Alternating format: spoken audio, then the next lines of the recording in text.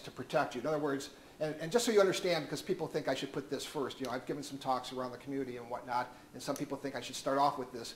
I'm standing before you because my father was taken advantage of on the day he died of cancer. His stomach ruptured that morning. He was, the doctor started him on a morphine drip, called me, said he's not going to make it past the end of the day, put him under a do not resuscitate order. Then the doctor himself was influenced by somebody into writing a will, which he put in the medical record, not knowing my father already had a will, which he later called atrocious, the doctor did.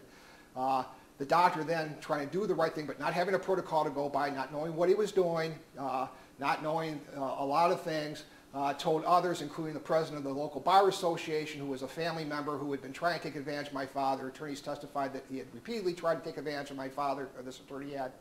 And the doctor later, you know, was not, you know, they wrote another note in the medical record right underneath the doctor's, contradicting what the doctor had heard from my father, contradicting what was my father's will, and the attorney got away with it.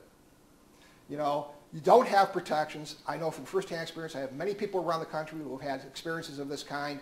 Authorities are writing about it. Dr. Hall says about how they try to influence people. We need a protocol to stop this stuff.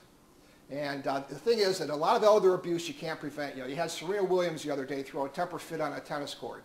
You're not going to stop an outburst like that, you know, and that happens in elder abuse areas also, okay?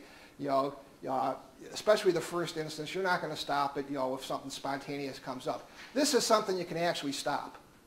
You can actually prevent it. And it's not just wills, it's deeds, trusts, powers of attorneys. An attorney I know was before the Ohio Supreme Court last year, or maybe it was this year, dealing with a woman that she felt was taken advantage of in entry into a nursing home where she waived her rights to any kind of lawsuit against a nursing home. What did she get for waiving the rights? It's not mandatory. In fact, it's against the law now to require that for entry.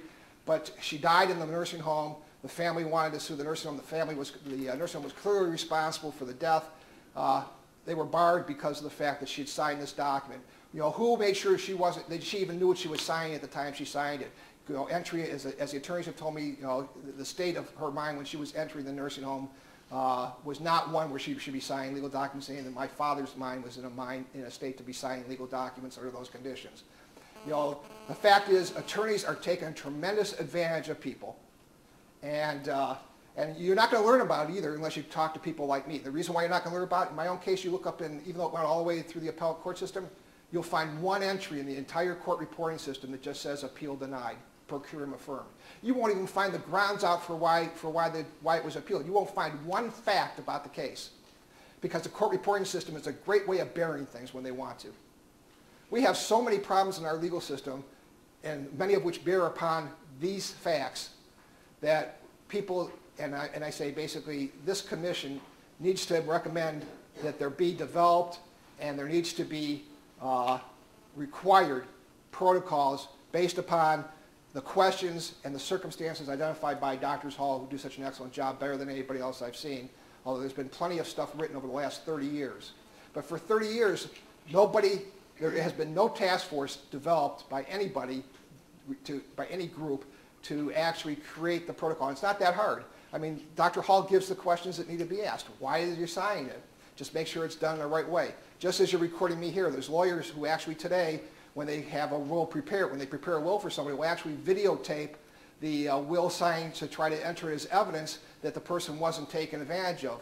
Now that's good, but there's still a problem even with that. And that is, if I'm an attorney and I'm writing this fellow's will here, and I don't like his response, I'll just do it different. I'll just change the videotape. I'll retape it. You need to have somebody other than the representative of the beneficiary responsible for conducting the interview.